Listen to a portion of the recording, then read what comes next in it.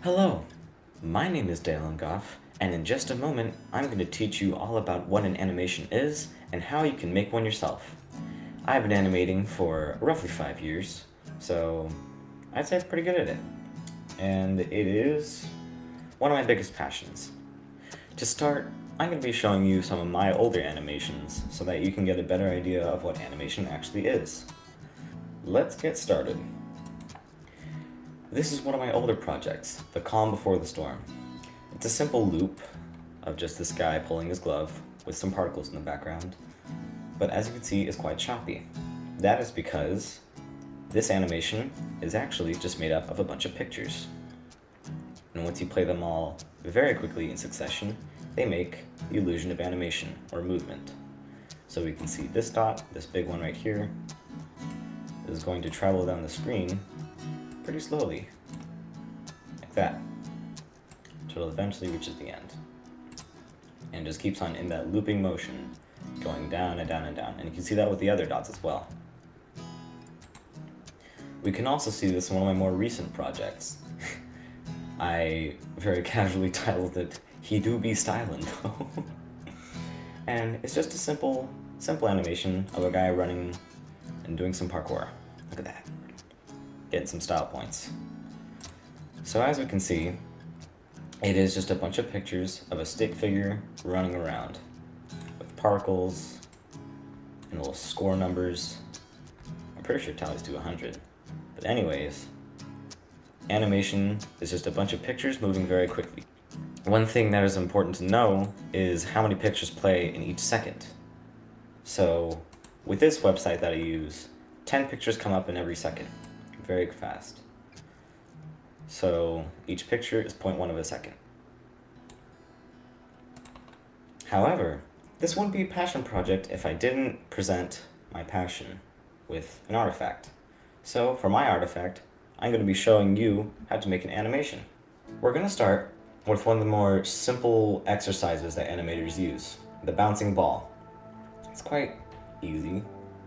Just create a circle, and we're going to have this bounce throughout the animation until it reaches the end. And as I go through this, I'm going to be presenting some of the tools that animators use. They're called the principles of animation. Today, I'm going to be using 3, and it's going to start with pose to pose. Now jumping back to this animation for a second, I used pose to pose in order to sketch out where the stick figure is going to be going. Pose to pose is where you draw one character, and then you draw the next major pose that they're going to be in. And then the next one. And then the next one. And then as you fill out these poses, you can start putting drawings in between so that you're able to get better timing. Until eventually, they all clash together like this. So, for this bouncing ball, we are going to sketch out the next pose that this ball is going to be in. So it starts up there, and as it moves forward and falls, we're going to say that it starts to fall and bounce here.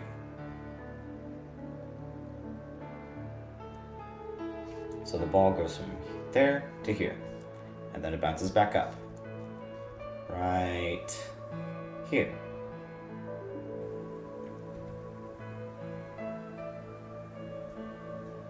And then there,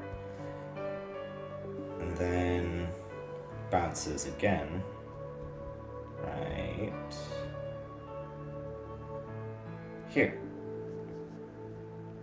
So as we can see, it starts up there, bounces, back up, down, and we're going to keep on doing this throughout the rest of the animation. I've gone ahead and done a couple more of these pose-to-pose action frames so that we get something that looks like this.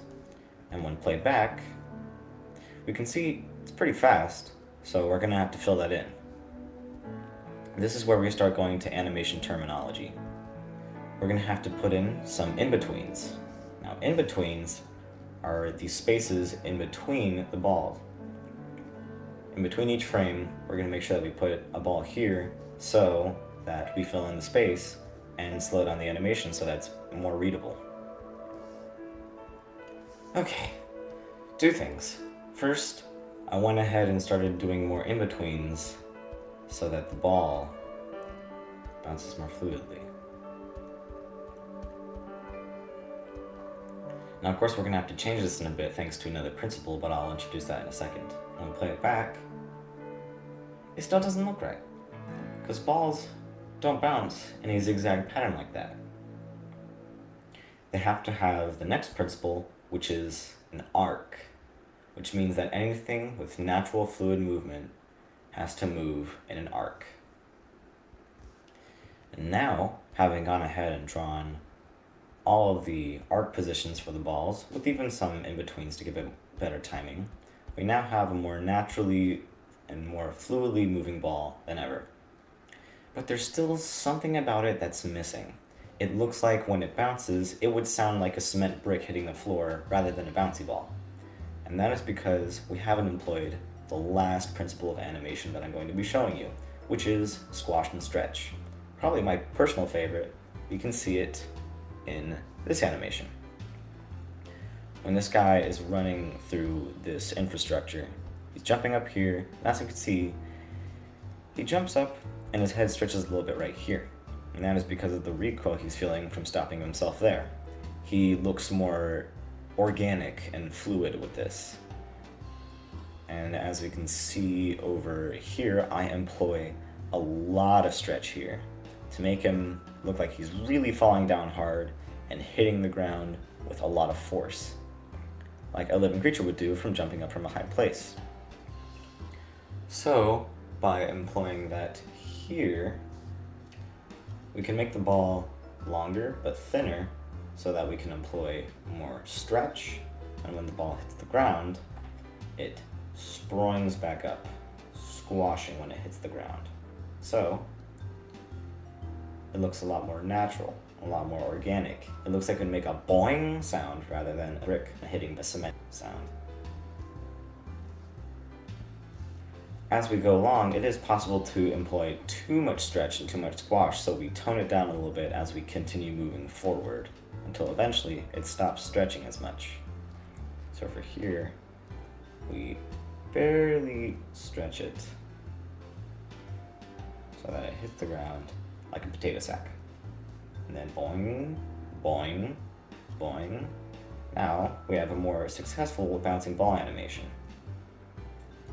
It's not the cleanest bouncing animation in the world. We could do a little bit of cleanup and maybe some better work on the timing, but I'd say it's a pretty successful bouncing ball animation.